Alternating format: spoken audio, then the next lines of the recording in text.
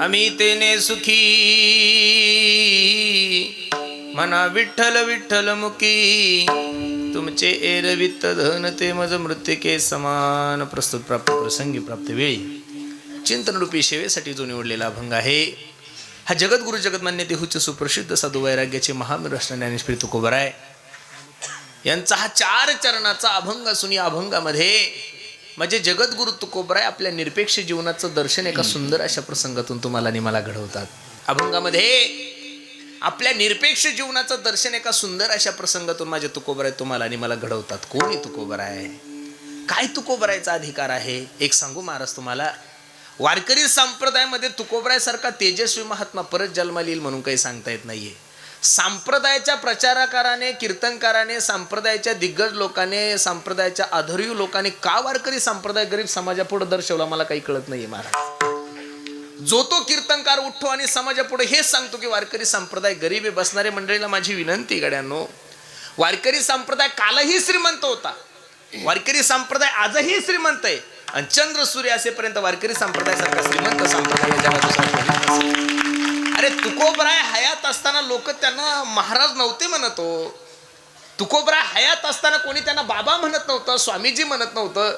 तुकोबराय हयात असताना लोक त्यांना तुकोबा शावकार म्हणायचे. महाराज काय म्हणायचे? तुकोबा शावकार. 12 गावची जहागिरी होती तुकोबरायकडे, 350 एकर जमीन. काय वजनदार माणूस होता महाराज. पहिली बायको मेल्यानंतर आप्पाजी गुळवे हे पुण्यातले सगळ्यात मोठे शावकार होते. मला बसणाऱ्या मंडळी एक छोटासा प्रश्न करायचा आहे, थोडा विको कमी कर दादा फक्त. शावकाराची पोरगी आहे आणि तो कधी गरीबाला देईल का हो? इथं गरीबाला पोरगी देईन महाराज आता सध्या. तर शावकार माणूस आहे आणि तो गरीबाला पोरगी कशी देईल आमदार साहेब? देणारच नाहीये. अरे आमदाराची पोरगी म्हणल्यानंतर तो गरीबाला कशी देईल? तो त्यांच्या लेव्हलचा माणूस पाहिजे ना, त्याच्या योग्यतेचा माणूस पाहिजे. कीर्तनकार माणूस आहे, माझी मुलगी आहे, मला माझ्या मुलीचं लग्न करायचं म्हणल्यानंतर मी माळकरी मुलगा पाहणार, हा साहजिकच आहे, तो व्यवहार आहे. मग शावकार माणूस आहे, पहिली तुकोबरायची पत्नी मेली आणि आप्पाजी गुळवेनं आपली मुलगी तुकोबरायला देऊन टाकली. म्हणजे तुकोबराय गरीब असतील का हो महाराज? द्या सोडून. याच्याही पुढे जाऊन सांगतो गड्यांनो. अरे ज्या महात्म्याच्या कीर्तनाला साक्षात छत्रपती शिवाजी महाराज येऊन बसत असेल तो महात्मा कसा गरीब मानायचा महाराज? तालुक्याचा आमदार जर ओळखीचा असला ना आपल्या, समजा मुटकुळे साहेबच ओळखीचे माझ्या, तरी हिंगोली जिल्ह्यात पोलीस कोणत्याच गाडीला हातू करत नाही, एवढी ताकद आहे त्यांना. माहिती आहे ते महाराज आमदाराच्या जवळचे, बरोबर आहे का नाही? तालुक्याचा आमदार ओळखीचा असला, जिल्ह्याचा माणूस जर खासदार ओळखीचा असला तर जिल्ह्यात माणसा पोलिसाची गाडी माणसाला हात सुद्धा करत नाहीये. मला एवढंच सांगायचं तुम्हाला, छत्रपती काही एखाद्या ग्रामपंचायतचे सदस्य नव्हते हो महाराज, तालुक्याचे आमदार नव्हते, ते काही एखाद्या खात्याचे मंत्री नव्हते. आदिलशाही मुघलशाही ज्याला पाहिल्यानंतर थरथर कापत होती असा महाराष्ट्राचा एकमेव राजा म्हणजे छत्रपती शिवाजी. आणि ते छत्रपती शिवाजी महाराज तुकोबरायच्या कीर्तनाला येऊन बसत असेल म्हणल्यानंतर तुकोबराय गरीब लोक का सांगतात मला हे अजून कळलंच नाहीये महाराज. तुकोबरायची परिस्थिती खराब झाली, दुर्गादेवी नावाचा दुष्काळ पडला, सगळं गेलंय महाराज. संपत्ती गेली यात नवल नाहीये, गावातला मान गेला, शावकारकी गेली, धन गेली यातही नवल नाहीये. तुकोबरायची परिस्थिती एवढी अवघड झाली महाराज वर्णन करतात. दुष्काळे आटी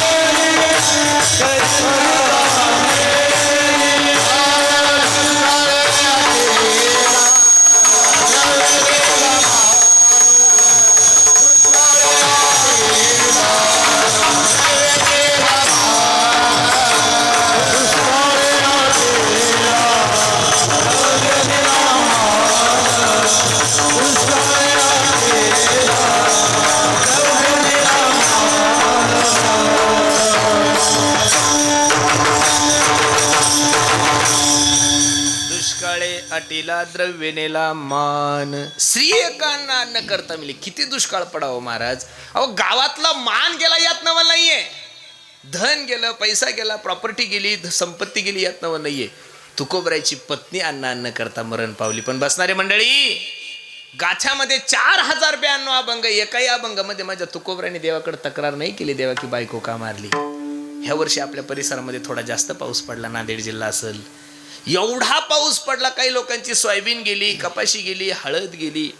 आणि सोयाबीन गेली, कपाशी गेली, हळद गेली. तुम्ही पांडुरंगाच्या दरबारात जाऊन म्हणले का देवा खूप उपकार झाले पांडुरंगा. ह्या वर्षी सोयाबीन काढायचं काम ठेवलं नाही. या वर्षी कापूस वेचायचं काम ठेवलं नाही. ह्या वर्षी हळद सुद्धा काढायचं काम ठेवलं. अरे संसारात थोडं जरी दुःख तुमच्या आणि माझ्या आलं तरी देवाला शिव्या देणारे लोक आहे महाराज आपण. काय तुकोबरायचं अंतकरण असेल. उलट बायको मेल्यानंतर तुकोबराय पांडुरंगाकडे जाऊन म्हणतात देवा बरे झाले देवा निघाले दिवाळे बरिया दुष्काळे पीडा गेली. ओ देवा बरं झालं माझ्या जीवनामध्ये दुष्काळ पडलाय. बरे झाले देवा निघाले दिवाळे बरिया दुष्काळे पीडा गेली. काय तुकोबरायचं वर्णन करायचं महाराज. अरे आणि असे तुकोबराय असताना तुकोबरायची परिस्थिती ज्यावेळेस माझ्या छत्रपती शिवाजी महाराजांच्या कानावर गेली. राजा येतो. राजाचं कर्तव्य एवढंच की राजानं प्रजेचं रक्षण केलं पाहिजे. राजाचं कर्तव्य हेच आहे की राजानं साधूचं रक्षण केलं पाहिजे. राजाचं कर्तव्य हेच आहे की राजानं गायीचं रक्षण केलं पाहिजे. राजा असून जर तो प्रजेचं रक्षण करत नसेल, राजा असून जर तो गायीचं रक्षण करत नसेल, राजा असून जर तो साधूचं रक्षण करत नाही तर त्याला राजा कसा म्हणायचा महाराज. काही सेवकांनी माझ्या राजासमोर इच्छा प्रकट केली. बाबा तुकोबरायची पत्नी अन्न करता मरण पावली. वाईट वाटलं माझ्या राजाला. ज्यांचा जन्म या समाजाच्या उद्धारासाठी झालाय, संसाराच्या नावे घालून या शून्य वाढता हा पुण्य धर्म केला. हरिभजनी हे ढवळिले जग चुकविला लाग कळी काळाचा. ज्यांनी रात्रंदिवस या समाजाचा उद्धार व्हावा याच्यासाठी पंचमवेद असा गाथा निर्माण केलाय. आणि त्या महात्म्याची बायको अन्न करता मरावी. राजा म्हणून मला काय जगण्याचा अधिकार आहे. सर्व सेवकांना बोलवलं, काही कार्टूनांना बनवलं. हिरे माणिक मोती नौकर चाकर सगळे हाती घोडे घेतले आणि नजराना छत्रपती शिवाजी महाराजांनी तुकोबरायला पाठवला. सेवक गेल्यानंतर तुकोबरायचं दर्शन घेतलं. बाबा परमार्थ करण्यासाठी तुमचा जन्म झालाय. या गोरगरिबाच्या लोकांच्या उद्धारासाठी तुमचा जन्म झालाय. आणि तुमची बायको अन्न करता मेली. सांसारिक परिस्थिती तुमची खालावली म्हणून माझ्या राजा जयतेचा जनतेचा राजा रयतेचा राजा छत्रपती शिवाजी महाराजाला असं वाटलं माझे गुरुजी सुखी व्हावं म्हणून त्यांनी हा नजराणा पाठवलाय. जसे तुकोबराय उठले तसे पांडुरंगाच्या मंदिरात गेले आणि डोळ्याला धारा लागल्या. पांडुरंगा जी इच्छा कधी मनात प्रगट झाली नाही तू माझ्या समोर का प्रगट केली. अरे तू देव आहे ना. मनाचे संकल्प पावविल सिद्धी असा म्हणणार आहे ना तू. बर तुला सांगण्याची काही गरज नाही. न सांगता तुम्हा कळो येते विश्वी विश्वंभर परिहारची न लगे. अरे न सांगता जर तुला सगळं कळतंय देवा तर याची कधी मागणी आम्ही केलीच नाही. उलट याचा विरोध केला. प्रमाण घ्या. आणि कण लगे माईक पदार्थ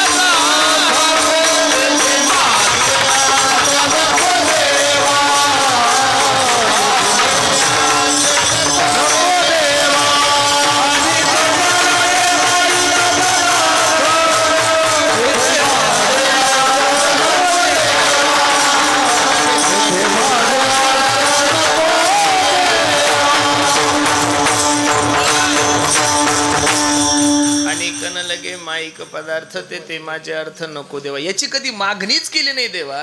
अरे जी इच्छा आमच्या अंतकरणामध्ये उद्भवली ती आमच्या समोर का प्रगट केली देवा? तुझ्या समोर ज्या ज्या वेळेस इच्छा झाली त्या त्यावेळेस एवढीच झाली, कै मी उद्धार पावेन, काही कृपा करीला नारायण विको कमी कर. ऐसे तुम्ही सांगा संत जन करा समाधान चित्त माझे देवा. ऐसी चिंता करी सदा सर्व काळ, रात्रंदिवस हे तळमळ तुका म्हणे नाही आपले बळ जेणे फळ पावे न निशेषी. साधू संतांनी संसाराविषयी कधीच इच्छा प्रकट केली नाही. साधू संतांच्या अंतकरणामध्ये ज्या ज्या वेळेस इच्छा निर्माण झाली त्यावेळेस हीच पुसावेसी हेची वाटे, जे जे भेटे तयासी देव कृपा करील मज काय लाज राखील. पण देवा तुझा स्वभाव आहे, जे पाहिजे ते देत नाही आणि नकोय ते दिल्याशिवाय राहत नाहीये. तुकोबराई उठली त्या सेवकांकडे गेली. ठीक आहे, तुमच्या राजाला असं वाटतंय आम्ही सुखी व्हावं म्हणून तुमच्या राजाने हे सगळं पाठवलंय, पण तुमच्या राजाला कसं कळलं की आमचं सुख याच्यात आहे? काय तुकोबरायचं मनोगत असेल महाराज? अहो तुमच्या राजाचं मनोगत खूप चांगलं आहे, प्रणाम आहे त्यांच्या त्या कार्याला माझा. पण या सोन्यामध्ये, या हाती घोड्यामध्ये, या सगळ्या याच्यामध्ये आमचं सुख आहे हे तुमचं राजाला कसं कळलं? मग त्या प्रधानजीने प्रश्न केला, महाराज मग नेमकं सुख तरी तुमचं कशा ते सांगसाल का आम्हाला? मग त्या प्रधानला सांगितलं, हे बाबा तुमच्या राजांना जाऊन सांगा की आमचं सुख कशात आहे. त्याचं उत्तर जगद्गुरु तुकोबराय अभंगाच्या पहिल्याच्या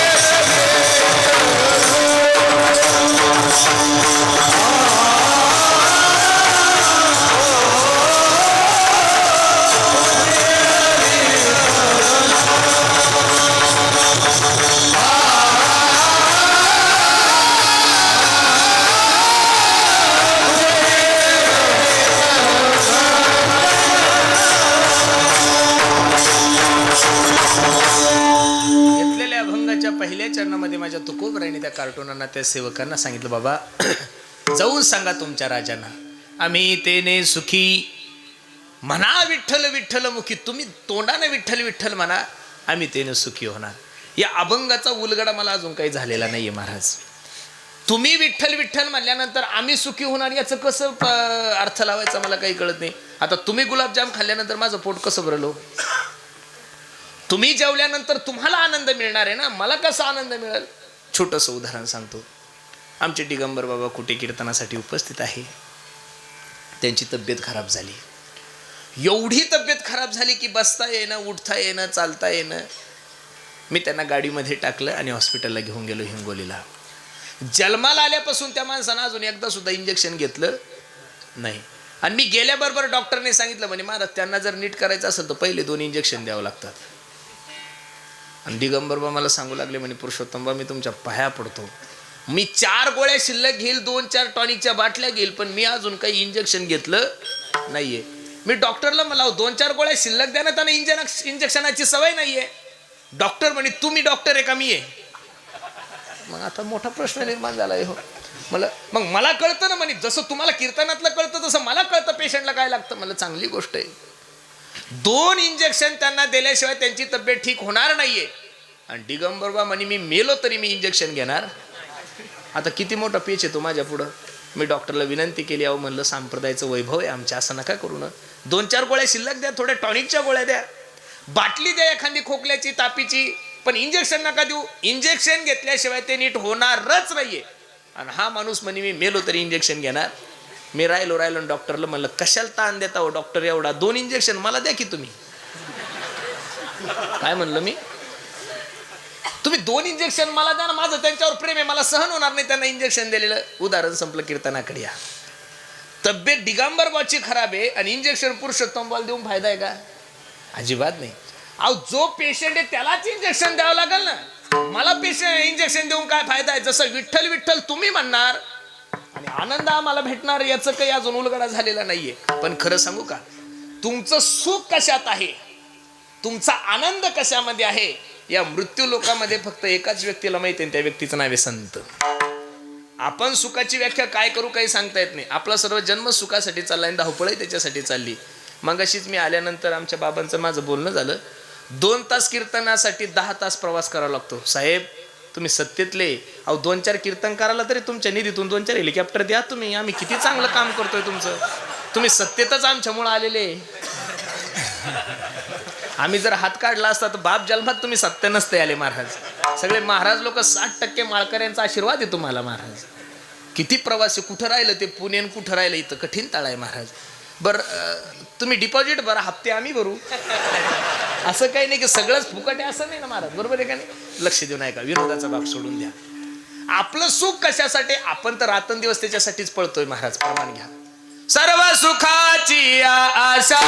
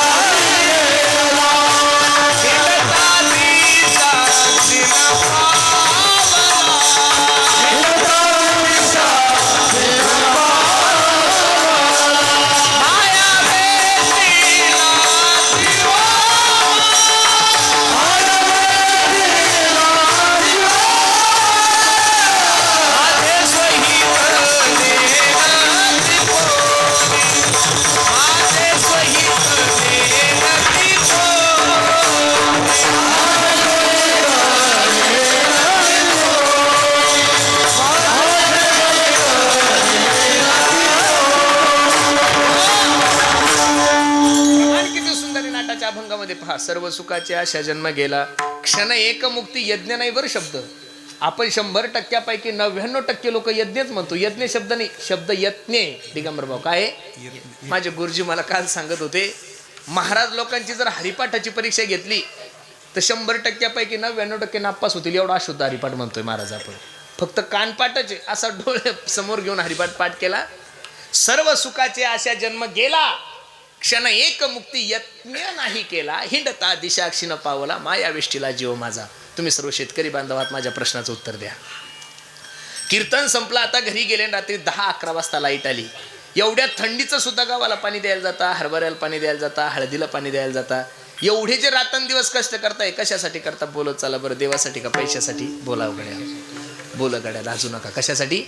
पैशासाठी. हे नसल पटलं तर सोपं करून सांगतो, मी पुण्याहून दिवसभर प्रवास करून तुमच्या गावाला कीर्तनाला आलो. देवासाठी का पैशासाठी?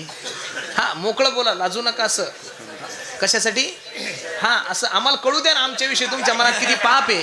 हे तोंडावाटे बाहेर येऊ द्या तुम्ही. का लोक आपल्या विरोधात काही कळत नाही महाराज. काय लोकांची धारणा आहे काही कळत नाही. अरे तुमच्यामुळे ते इंदुरीकर कोमात गेलो महाराज, काही मेळ आहे का महाराज? ते झोपू दिलं नाही महाराज त्यांनी. मी खरं सांगू का, अरे आपल्या माणसाविषयी कधीतरी थोडीफार सहानुभूती ठेवत चला गड्यांनो. अरे धर्माचा प्रचार करणाऱ्या माणसाविषयी का तुम्ही असं बोलता? तुमच्या सोबत राहणारा मुस्लिम समाज, कमी कर त्या तुतारींचा आवाज कमी कर, साऊंडला आवाज दे मॉनिटरला. तुमच्या सोबत राहणारा मुस्लिम समाज, तुमच्या सोबत राहणारा बौद्ध समाज, तुमच्या सोबत राहणारा जैन समाज, तुमच्या सोबत राहणारा ख्रिश्चन समाज, एक माणूस असा नाही की त्या माणसाजवळ मोबाईल नाहीये. प्रत्येकाने आपला मोबाईल काढा, मला एक क्लिप अशी दाखवा की एखाद्या मुस्लिम धर्माच्या माणसाने त्यांच्या साधूविषयी कधी एखादं चुकीचं वक्तव्य केलं, पाहायलाच भेटणार नाही. एक क्लिप अशी दाखवा की एखाद्या जैन धर्माच्या माणसाने एखाद्या जैन साधूच्या विरोधात एखादी पोस्ट केली, एखादी क्लिप टाकली. एक क्लिप अशी दाखवा की एखाद्या बौद्ध धर्माच्या माणसाने त्यांच्या धर्मातल्या साधूविषयी बोलला. अरे मग ते लोक जर त्यांच्या धर्माविषयी बोलत नाही तर आपण लोक आपल्या माणसाविषयी का बोललं पाहिजे? एखाद्या पक्षामध्ये जर एखाद्या नेत्यानं भ्रष्टाचार केला ना महाराज, तर चुकून सुद्धा गल्लीपासून तर दिल्लीपर्यंत त्या पक्षाचा कोणताच माणूस त्या पक्षाच्या विरोधातल्या माणसाविषयी बोलत. अरे पुढारी जर त्यांच्या पक्षाविषयी एवढी एकनिष्ठ असेल तर आपण लोकांनी किती एकत्रित राहिलं पाहिजेत महाराज. आज ती वेळ त्याच्यावर ती उद्या आपल्यावर येणार आहे. प्रत्येकाने ह्या गोष्टीचा विचार केला पाहिजेत. अरे जेवढे इंदुरीकरांचे व्हिडिओ व्हायरल केले ना गड्यांनो तुम्ही, जेवढ्या त्याला चुकीच्या कमेंट केल्या, तेवढे व्हिडिओ जर त्या 10 दिवसापूर्वी मालेगावमध्ये बलात्कार झालेल्या मुलीचे व्हायरल केले असते तर मला असं वाटतं त्या नराधमाला आतापर्यंत फाशी झाली असती. मला कधीतरी चांगलं प्रदर्शित करायचं शिका रे, वाईटच किती दिवस प्रदर्शित करणार आहे. महाराष्ट्रात भारतातल्या 2 गोष्टी सगळ्यात चुकीच्या आहे आमदार साहेब. याच्यावर जोपर्यंत दडपण येत नाही, जोपर्यंत या गोष्टी बंद होत नाही, तोपर्यंत भारत महासत्ता काहीच होणार नाही. मी लिहून देतो तुम्हाला नामदेवरायच्या दरबारामध्ये. पहिलं तर भारत देशाचा सोशल मीडिया त्यांच्या कंट्रोलमध्ये नाही, एक. आणि दुसरं, भारतामध्ये कोणी आपल्यापेक्षा मोठ्या माणसाला बोलतो, हा दुसरा गोष्ट. अरे आता बिहारची निवडणूक झाली गाड्यांनो, तिथं मैथिली ठाकूर म्हणून एक पोरगी, चांगली गाणारी पोरगी, ती निवडून आली, बीजेपीला तिकीट दिलं तिला. ती पोरगी मला वाटतं 22-23 वर्षाची असेल महाराज. किती वर्षाची आहे? 22-23 वर्षाची. 22-23 वर्षाच्या मुलीचे व्हिडिओ तुम्ही देशाच्या पंतप्रधानासोबत या पद्धतीनं जोडता आणि ते महाराष्ट्रभर देशभर व्हायरल करता.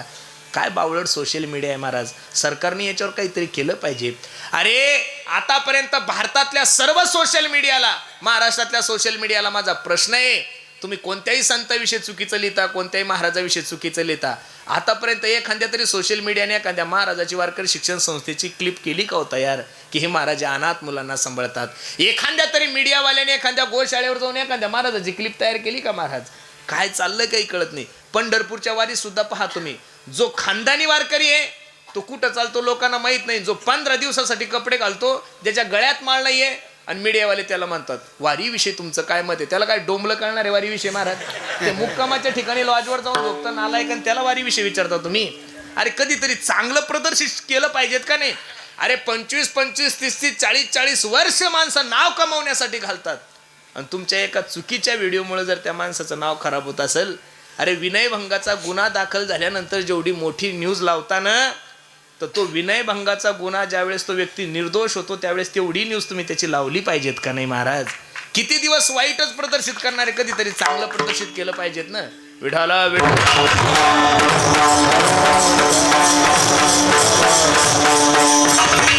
मग सर्वांचे प्रयत्न हे सुखप्राप्ती व दुःख निवृत्तीसाठीचे. मज लागे दुःख व्हावे ऐसे कोणी भावे ना जे, दुःखद भज्यते जंतुम सुखम सर्व आय रुच्यते. प्रयत्न सर्वांच्या सुखासाठीच चालू आहे, पण सुखाचा पत्ता तुम्हाला ना मला माहित नाहीये. तो पत्ता माझ्या तुकोबराने सांगितला. आपुला तो एक देव करुणी आपुला तो एक देव करुणी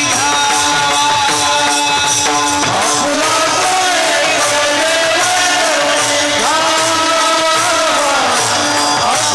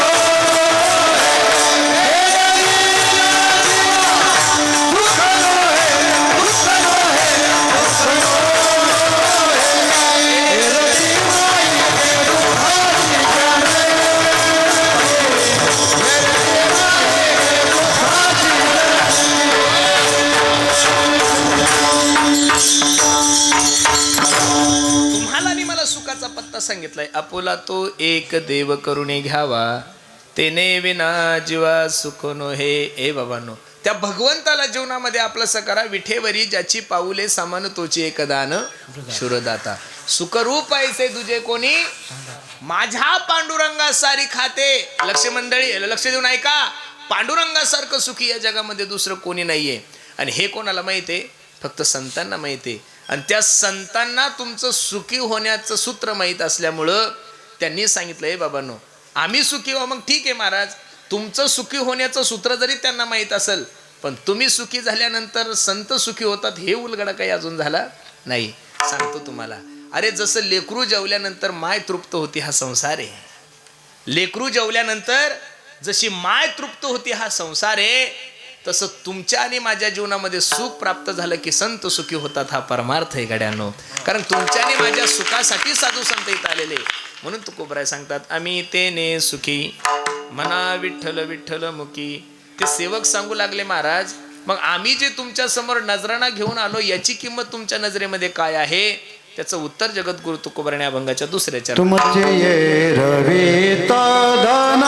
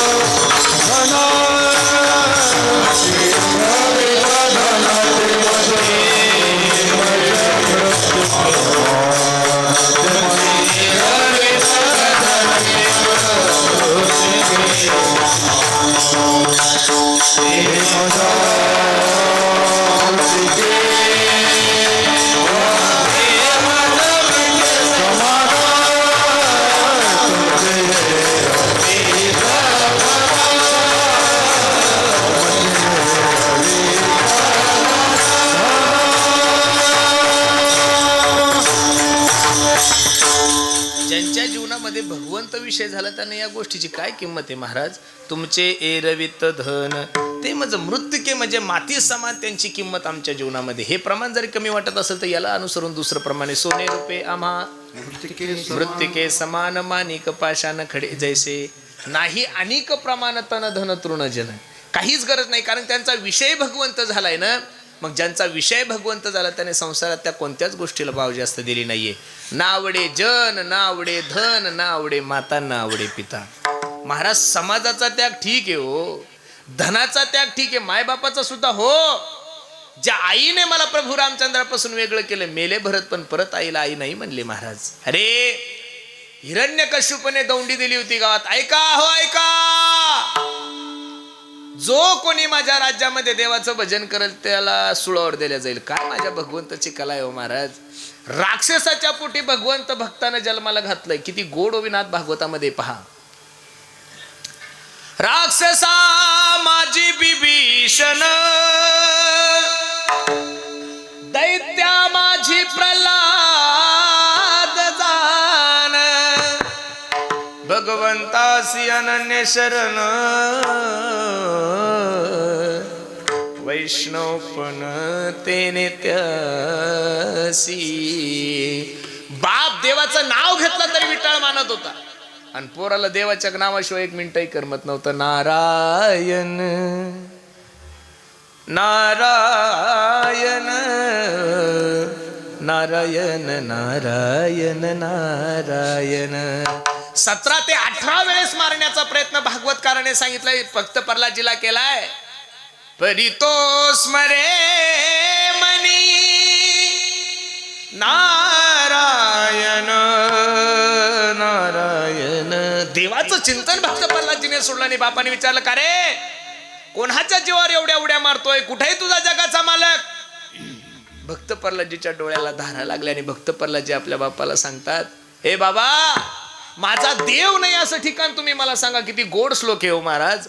न केवलम मे भवतस्य राजन सवय बलम बलिनाच्या परेशा परेवरे मी स्त्रीजंगमाये ब्रह्मादयो येन वशम प्रणिताहा. शुकाचार्य राजा परीक्षितीला सांगतात, राजा ऐक, न केवलम मे भवतस्य राजन सवय बलम बलिनाच्या परेशा परेवरे मी स्त्रीजंगमाये ब्रह्मादयो येन वशम प्रणिताहा. माझा देव नाही असं ठिकाण दाखवा ना महाराज.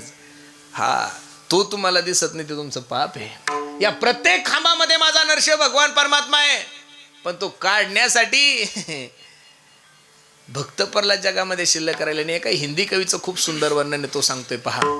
सूर अनेक फिरे कन मागत पै पुद सूर स्वस्वाद कहा पुनिताल मदिरा बजाती फिरे मीरा मतवारिस चाह कहा सिय राम कथा कितनों ने लिखी पर तुलसी जैसी मर्याद कहा नरसिंह बसे प्रति खंबन में पर काढ़न को प्रल्हाद कहा. गाणारे आताही आहे, गाणारे पूर्वी होते, गाणारे परतही जन्माला येतील. मग गायक म्हणून सुरदासजीचं नाव घेतलं जातं, आमच्या सारख्याचं का घेतलं जात नाही? याचं कारण आपण जे गातोय तो लोक खुश व्हावं म्हणून, आपण जे गातोय तो पैसा मिळावा म्हणून, आणि सुरदासजी गात होते फक्त देवानं खुश व्हावं म्हणून. अरे नामदेवराय कीर्तन करायचे, जगाचा मालक नाचत होता, सर्वांचे प्रमाण पाठ आहे. नामदेव कीर्तन करी देव नाचे, नाचता नाचता देवाचा गळला पितांबर सावध होई देवा ऐसे बोले कबीर. सर्वांचे प्रमाण पाठ आहे. नामदेवरायच्या कीर्तनामध्ये पांडुरंग परमात्मा नाचत होता. ही नामदेवरायच्या कीर्तनाची ताकद आहे. आमच्या काल्याच्या कीर्तनात लोक झोपतात, ही आमची ताकद आहे. माझी या सत्यवादाचे तर आपल्याकडून कसं शक्य होईल महाराज? 2-4 दिवसापूर्वी एक माय माऊली माझ्या कीर्तनात आली. जुन्या म्हाताऱ्यांचा एक नियम आहे, आपल्या गालावून हात फिरवायची परंपरा आहे आपल्या तिकडं मराठवाड्यात. आणि त्या माय माऊलीने माझ्या गालावून हात फिरवला, म्हणे पुरुषू किती गोड कीर्तन करतो माय. मी त्या मायचं दर्शन घेतलं, खूप वर्णन केलं तिनं. मग मी म्हणलं, का गाई काय आवडलं का तुला माझ्या कीर्तनातलं? ती म्हणे, भाऊ मी काय शाळेत गेलेले, मला काही ABCD जमती का क ख जमतं का 1 2 3 4 मला काहीच कळत नाही बाळा, पण तुझ्यासारखा कीर्तनकार मी महाराष्ट्रात पाहिलाच नाही. मग तर माझी छाती 57च्या पुढे गेली डायरेक्ट. महाराष्ट्रात नाही म्हणल्यानंतर मी परत त्या मायला म्हणलं, माय सांग ना ग तुला माझं काय आवडलं? म्हणे भाऊ मला कीर्तनातलं काही कळत नाही, अभंगातलं काही कळत नाही, गायनातलं काही कळत नाही, पण एवढं निश्चित आहे तुझ्यासारखा कीर्तनकार परत महाराष्ट्रात होणार नाही, तुझ्यासारखा 1 नंबर कीर्तनकार आहे तू. असं म्हणल्यानंतर तो मला अजून आनंद झाला. म्हणलं माय खरं सांग ना ग तुला काय आवडलं? असं 10-12 वेळेस विचारल्यानंतर ती माय माऊली माझ्याकडे आली. म्हणे भाऊ खरं सांगू का तुला, घरी 2-2 झोपीच्या गोळ्या घेऊन सुद्धा मला झोप येत नाही म्हणे. आणि तू नुसतं रूप पाहत आलोचनी म्हणल्याबरोबर मी घोरायला लागले. काय ताकद रे म्हणे तुझ्या आवाजामध्ये.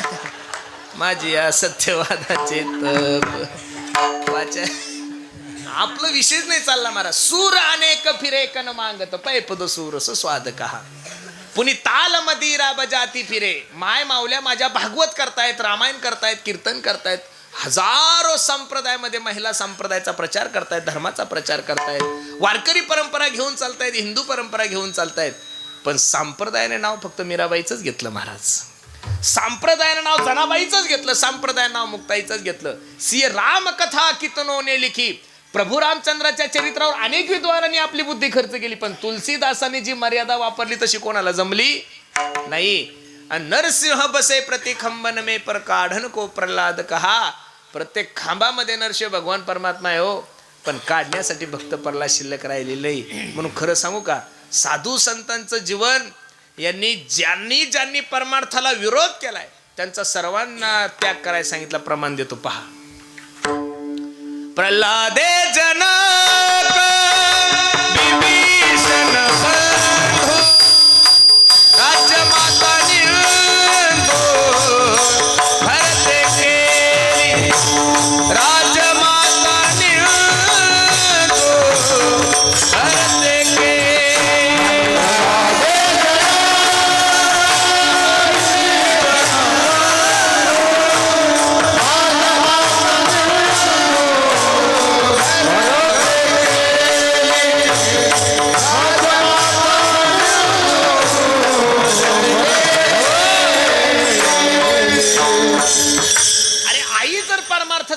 करत असेल तर त्याग करायचा सांगितला. बाप जर परमार्थाचा विरोध करत असेल, नरश भगवान परमात्म्याने भक्त प्रल्हादजी समोर हिरण्यकशिपूला टर टर टर टर टर फाडलं महाराज, तरी दया आली.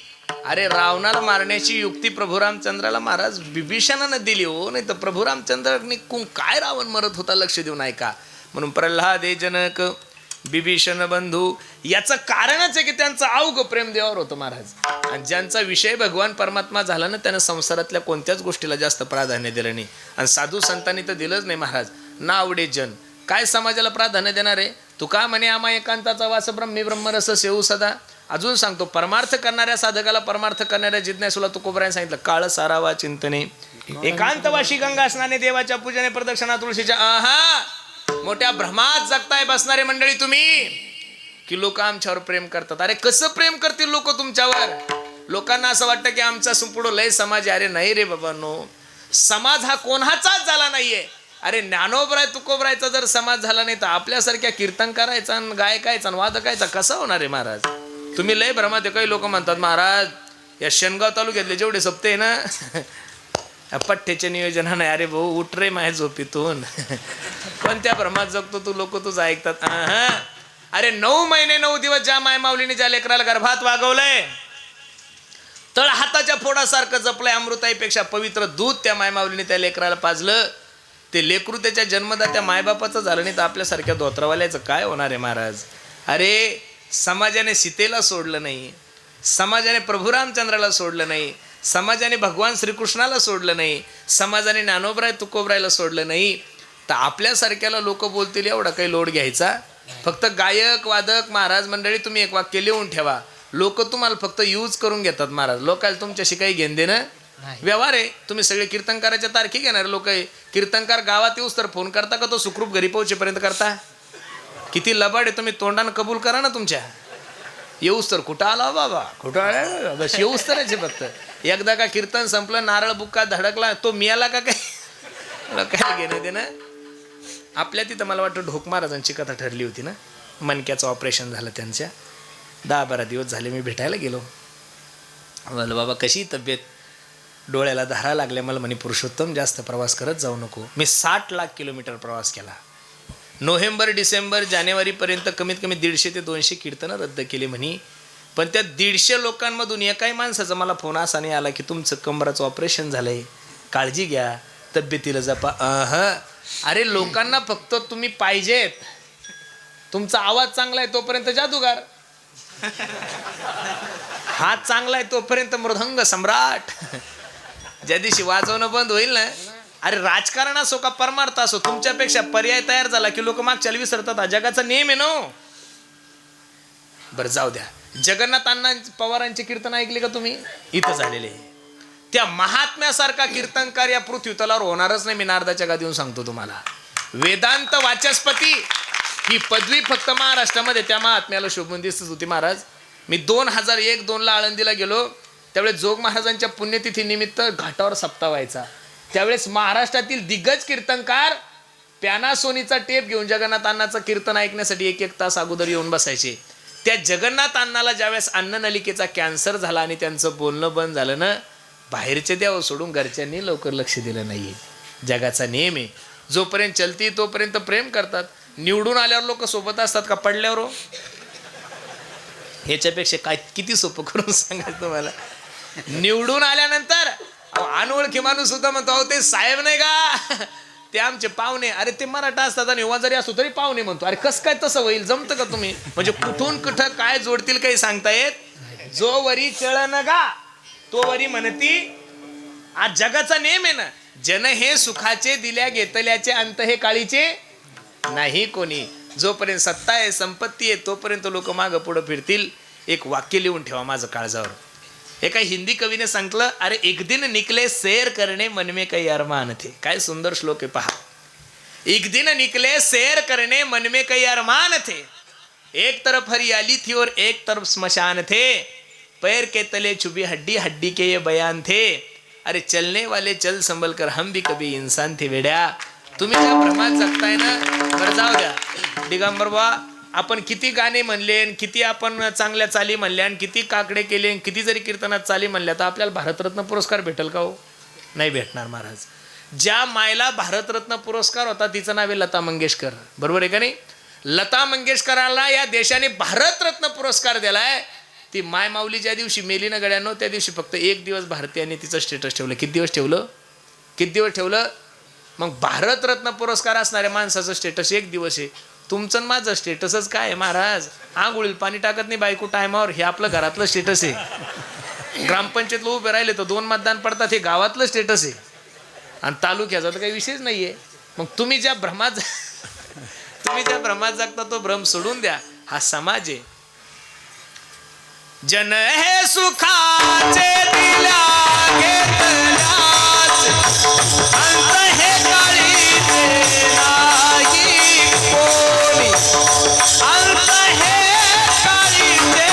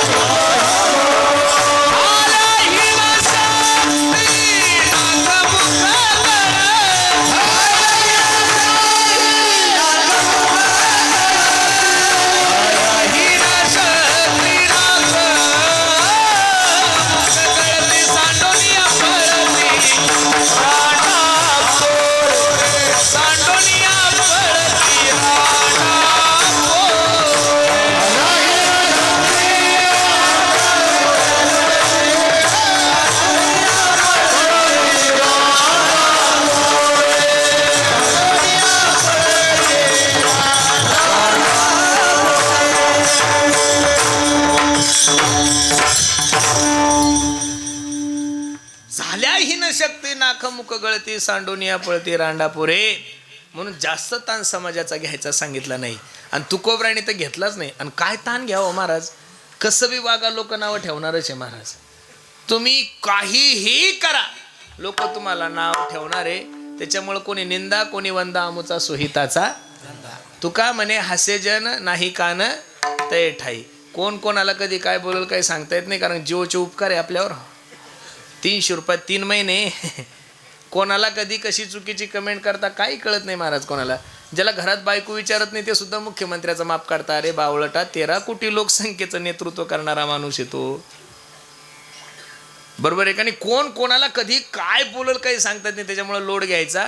हत्ती चले बाजारावर कुत्ते भुके, ह्या म्हणीचं मग तुम्हाला तर काही अजून कळलं नाही, पण म्हणतात बा लोक. हत्ती चले बाजारावर कुत्ते भुके.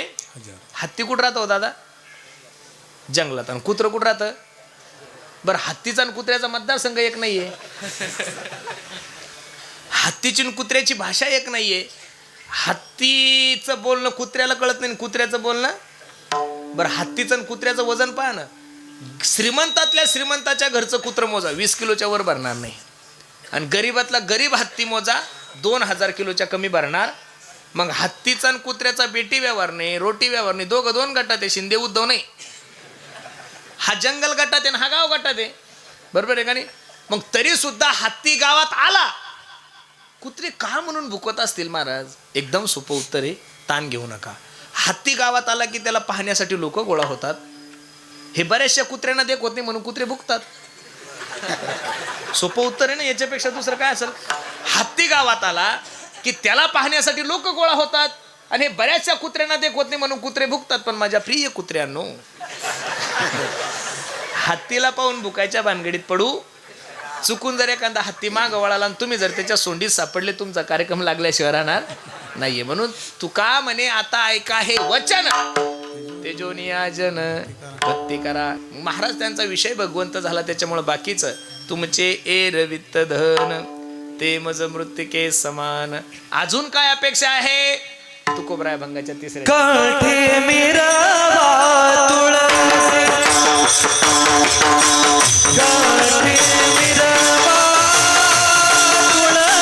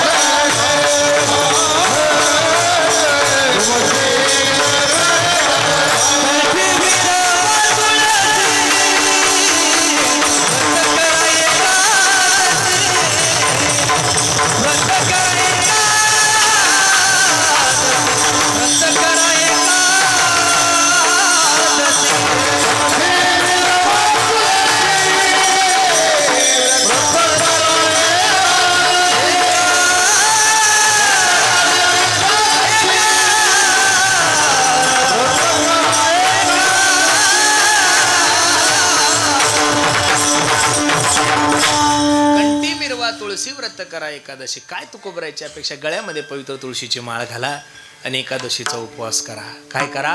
एकादशीचा उपवास करा. मायावर कोणता उपवास सांगितला? एकादशीचा उपवास सांगितला. गळ्यामध्ये पवित्र तुळशीची माळ सांगितली. का? देवाला सर्वात जास्त जर काय आवडत असेल तर गळ्यामध्ये पवित्र तुळशीची माळ आहे. आता लोक एकादशी दिवशी भाकरी खातात आणि गुरुवार धरतात. गाढवांशीत खाल्लं पाप ना पुण्य, काहीच फायदा नाही महाराज. अरे शास्त्रानं जे सांगितलं ते केलं पाहिजे का तुमच्या मनाला जे वाटतं ते करता तुम्ही? गुरुवार धरावा, मंगळवार धरावा, बुधवार धरावा, शनिवार धरावा, रविवार धरावायचा एखादा तो पुरावा मला द्या. एकादशी धरावी याच्यासाठी मी भागवतातला पुरावा देतो, तुकोबरायच्या गाथ्यातला पुरावा आहे. भागवतामध्ये नवम स्कंदामध्ये अंबरीश राजाचं चरित्र आहे, ते वाचा. एकादशी धरावी, सोमवार धरावा याच्या गाथ्यामध्ये प्रमाण आहे. गुरुवार धरावा याच्यासाठी प्रमाण सांगा. काही लोक म्हणतील आम्ही गजानन बाबाचा धरतो, चांगली गोष्ट आहे. काही म्हणतात आम्ही स्वामी समर्थाचा धरतो, त्याच्याही पेक्षा चांगली गोष्ट आहे. काही म्हणतात आम्ही साईबाबाचा धरतो, तीही चांगली गोष्ट आहे. मला या सगळ्या लोकांना प्रश्न विचारायचा, गजानन बाबा जन्माला येण्याच्या अगोदर, साईबाबा जन्माला येण्याच्या अगोदर, स्वामी समर्थ जन्माला येण्याच्या अगोदर गुरुवार कोणाचा होता सांगा धरा. कारण तिन्ही संत 150 वर्षापूर्वीचे ना, हे काही 2000 वर्षापूर्वीचे संत नाहीये. मग 150 वर्षापूर्वी गुरुवार कोणाचा होता सांगितलं पाहिजेत का नाही?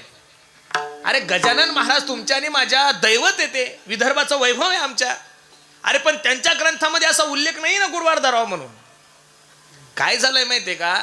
जसे लोक चॉईसनं महाराज गायक वादक गाड्या कपडे घेतात, तसे चॉईसनं देव झाले महाराज. आता पहिले बावळे लोक तिरुपतीला जात होते, पैसा तिरुपतीला गेलो की पैसा येतो असं लोकांचं धारणा होती. अरे कुठं असतं का तसं काही?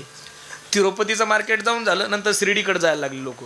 शिर्डीचंही मार्केट डाऊन झालं, नंतर ओमकारेश्वर उज्जैनला जायला लागले, महाकालेश्वर. आता या चौघाईचं मार्केट डाऊन झालं ना, आता खाटूश्यामकडे जायला लागले. म्हणजे लगे 10 कोटी कर्ज झालं आणि खाटूश्यामला गेले की ते 20 कोटी देणार आणि तुम्ही श्रीमंत होणार. असं असतं का हो महाराज? लोकांची धारणा काय झाली काही कळत नाही. शुक्रवारी दिवसभर अंडे खातात, शनिवारी लोक जय हो तुझ्या बापान ठेवलं का नालाय का? म्हणजे ही कोणती पद्धत आहे परमार्थाची मला काही कळत नाही. शुक्रवारी दिवसभर दारू डोसतंय, दिवसभर धाब्यावर असतं, शनिवारी लगे उठलो की लोक शरण अनुमत. अरे तुम्हाला खरं सांगू का? घुमवा घुमी करा गाड्या हो, पण घुम्या हो बायकुल घुमवा, देवाला घुमवा घुमी. अरे देवासारखा हुशार माणूस जगात कोण असेल? असं नाहीये ना. अरे जे पटल ते करतात महाराज. 15 वर्ष आळंदीत राहणारे महाराज लोकांच्या बायका बैठकीला जातात, त्याच्यापेक्षा दुर्भाग्य काय असेल? अपमान येतो माझ्या ज्ञानोबरायचा, अपमान येतो माझ्या तुकोबरायचा. अरे नरसी सारख्या गावामध्ये जर तुम्ही जन्माला येत असाल तर तुमच्या घरामध्ये नामदेवरायचा फोटो सोडून दुसऱ्याचा फोटो नसला पाहिजे, एकनिष्ठ असली पाहिजे ना महाराज. आतापर्यंत कधी वृंदावनच्या एखाद्या महात्म्याने तुम्हाला जे हरी घालताना पाहिलं का? हा, वृंदावनच्या एखाद्या महाराजांनी तुम्हाला फोन केला, एखाद्या कथाकाराने फोन केला आणि तो म्हणला का रामकृष्ण हरी? नाही नाही नाही नाही, तो राधे राधेच म्हणणार. आपले बावळे तर 10 वर्ष आळंदीत राहतात आणि 3 वर्ष आळंदीत गेला की डायरेक्ट आळंदी काढूनच टाकतात. ब्रज रसिक त्याला कोण विचारतं? तिकडं डाळी गोळा करतो महाराष्ट्रात, कथा करतो महाराष्ट्रात, बरं हिंदी बोलता येत नाही, भागो भागो उंदीर आहे म्हणणारी जात, तिकडं कोण विचारणार याला? अरे तुम्ही जिथं राहता त्यांचा अभिमान पाळला पाहिजेत का नाही? नामदेवराय ज्ञानोबराय सोबत तीर्थयात्रेला निघाले, लक्ष देऊन कीर्तन ऐका. पांडुरंगाला सांगितलं, पांडुरंगा इच्छाच नाहीये माझी जाण्याची, तुला सोडून मला कुठं जायला वाटत नाहीये. पांडुरंगाने सांगितलं जा माझ्या ज्ञानोबराय सोबत, तुझी इच्छा आहे म्हणून चाललोय, पण ऐक कटेवरी कर नाही ज्या देवाचे न घे मी तयाचे दर्शन. नामदेवाचं प्रमाण आहे, ज्या देवाचं कटेवर कर नाही देवा त्या देवाचं मी दर्शन घेणार नाही. म्हणून तर पांडुरंगाने जेवण केलंय ना महाराज नामदेवाच्या हाताने, म्हणून तर पांडुरंगाने नैवेद्य खाल्लाय ना, म्हणून तर पांडुरंगाने दूध पेलंय ना. म्हणून परमार्थाविषयी एकनिष्ठता ठेवली पाहिजे तो महाराज. अरे काय झालंय, परी पाहे बीज घरी काम देणू काय असताना सुद्धा लोक जर्सीचं दूध पितात, त्याच्यापेक्षा दुर्भाग्य काय असं नाही केलं पाहिजे. 2 दिवस नर्मदा परिक्रमाला गेले की जय हरी सोडून डायरेक्ट जय नर्मदा मैया म्हणतात. अरे असं नका करू रे येड्या हो. जय हरी तुमचं माझं दैवत आहे, रामकृष्ण हरी तुमचं माझं दैवत आहे. तीर्थक्षेत्राला कुठेही जा, काशीला जा, अयोध्येला जा, सगळ्या ठिकाणी जा, पण कुठं जरी गेले तर तुमच्या मुखातून जय हरीच निघलं पाहिजेत, आणि कुठं जरी गेले तरी तुमच्या मुखातून रामकृष्ण हरीच निघलं पाहिजे. असं कसं होईल महाराज? लोकांची अरे जसे पुढारी पक्ष बदलतात तसे देव बदलायला लागले, तुम्ही कसं जमल तुमचं? अजिबात नाही. असं सारखं सारखं उड्या मारणाऱ्या किंवा माणसाला पक्षातही किंमत नसती आणि समाजातही किंमत नसती. किंमत एकनिष्ठ असणाऱ्या माणसाला असती महाराज. कोणालाही कशी किंमत राहील? म्हणून पांडुरंग परमात्मा सोडून ज्ञानोबराय तुकोबराय नामदेवराय संत सोडून आपल्या घरात दुसऱ्याचे फोटो सुद्धा नसले पाहिजेत महाराज. ही परंपरा आहे आपली, आणि आपली परंपरा सोडून जर दुसरीकडे जायला लागलो तर कसं होणार महाराज? अरे ज्ञानोबराय तुकोबरायचे फोटो सोडून दुसऱ्याचे जर फोटो घरात लावायला लागले तर कसं होईल महाराज? उद्या या संप्रदायावर खूप मोठं संकट आहे. म्हणून एकनिष्ठता ठेवा. महाराजांनी एवढंच सांगितलं, एकादशीचा उपवास करा. का करायचा? इथं जेवढ्या काही माझ्या आई बहिणी बसलेल्या मायानो, एक छोटासा प्रश्न तुम्हाला सांगतो. एका मुलीचं लग्न झालं मायाव. लग्न झाल्यानंतर 7-8 महिन्याने ती दिवाळीला माहेरला घरी आली. तिची मैत्रीण तिला भेटण्यासाठी गेली. ठकू कसं आहे ग तुझं सासर? असं म्हणल्याबरोबर तिच्या डोळ्याला धारा लागल्या. बाई माझ्या सासराचं काय वर्णन करायचं? सासर नाही ग, माझ्या बापाने स्वर्ग पाहून दिलं. बर बर बर. कसा आहे ग तुझा सासरा? देव माणूस आहे ग, माझ्या बापापेक्षा जास्त जीव लावतो मला. बर. आणि सासू ग? काय माझ्या सासूचं वर्णन करू ग, पोटच्या आईसारखं जीव लावती. बर बर बर. आणि देर ग? देर तर मला मोठ्या बहिणीसारखं जपतो. ननन सुद्धा छोट्या बहिणीसारखी जपते. सर्वांचं विचारलं आणि तिच्या मैत्रिणीने त्या ठकूर विचारलं, का ग बाई नवरा ग? ही म्हणे, बाई 8 महिने झाले लग्न होऊन तो मेला, मला बोलतच नाही. कीर्तनाकडे या. माया हो, माझ्या प्रश्नाचं उत्तर द्या. जी उत्तर देईल तिला सोन्याचं नाणं बक्षीस. तुम्ही ताण नका घेऊ, आमदार साहेब आलेले ते देत बसतील, आपला काही संबंध नाहीये. लग्न झाल्यावर मुलीवर नवऱ्याने प्रेम करावं का बाकीच्या नातेवाईकांनी? बोलत चला माया हो. अरे नवरा प्रेम करत असला तर सासू बोलली तरी चालते, नाही बोलली तरी, सासरा बोलला तरी चालतो, नाही बोलला तरी चालतो, देर बोलला तरी चालतो, नाही बोलला तरी चालतो, ननंद बोलली तरी चालते, नाही बोलली तरी चालते. मुलीला माहिती आहे नवरा माझ्या हातात आहे. जसा हरी आला हाता तसा नवरा आला हाता. मग नरसिंहमध्ये राहायची काय गरज आहे? हिंगोलीला रूम करता येते, फक्त नवरा हातात पाहिजेत. कुठं पाहिजेत?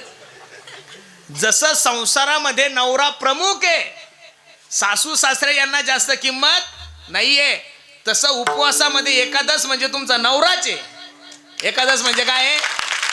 आणि बाकीचे हे मंगळवार, बुधवार, गुरुवार, शुक्रवार, हे सासू सासरे या किरकोळ लोकांचा जास्त ताण घ्यायचा नाहीये. नवरा एकादशी केली ना की बाकीचे उपवास करायची गरज नाहीये. अरे तुकोबरायनं सुद्धा म्हणावं, व्रत एकादशी करीना उपवास, व्रत एकादशी करीना उपवास,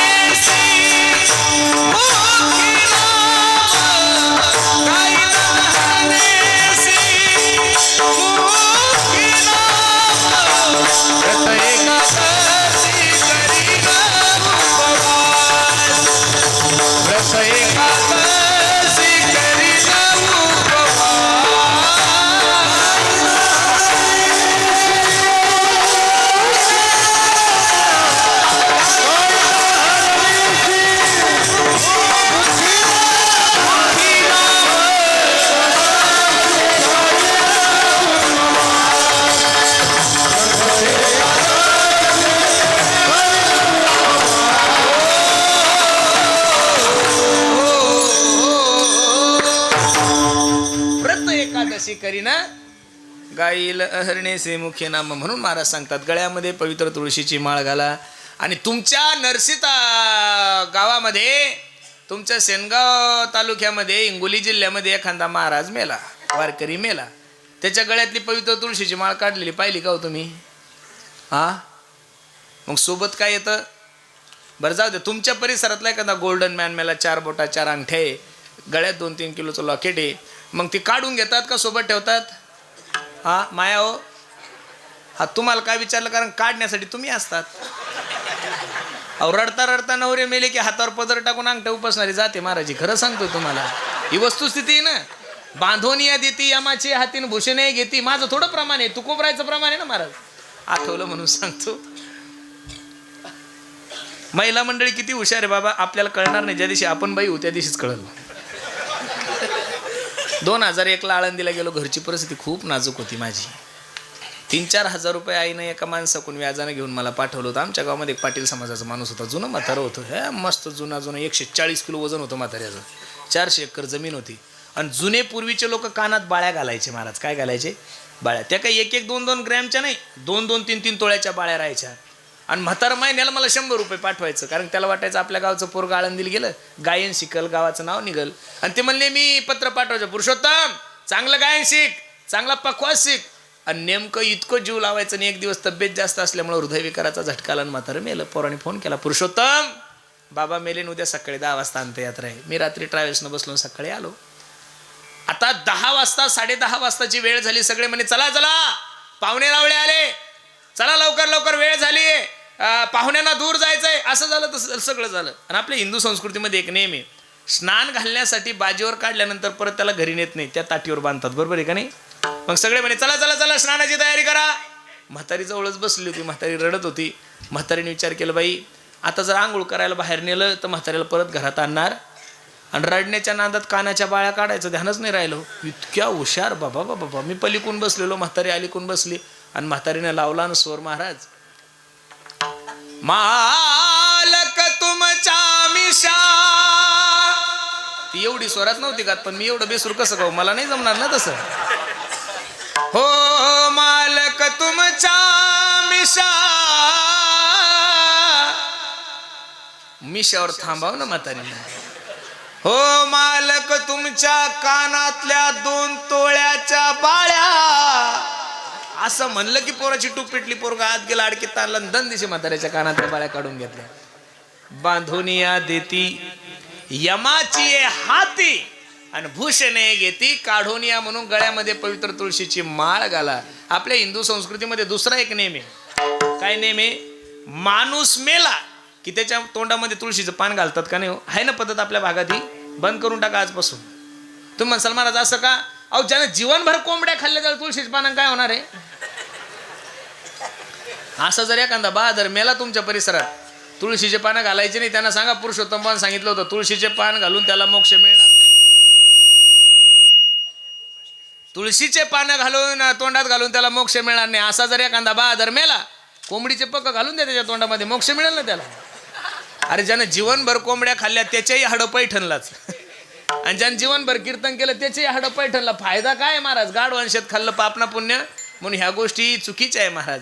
हो चाललो म्हणा पैठणला, नालीत फेकून द्यायच्या, घरी यायचं, काही नसतं महाराज तसं. ज्यानं जीवनभर दारू पिली, मांसाहार केला, अशा माणसाचा काही फायदा नाहीये. म्हणून कंठी मिरवा तुळशी, व्रत करा एकादशी. काय अपेक्षा आहे? मनवा हरीचे दास, तुका म्हणे मजे आस विढोबा.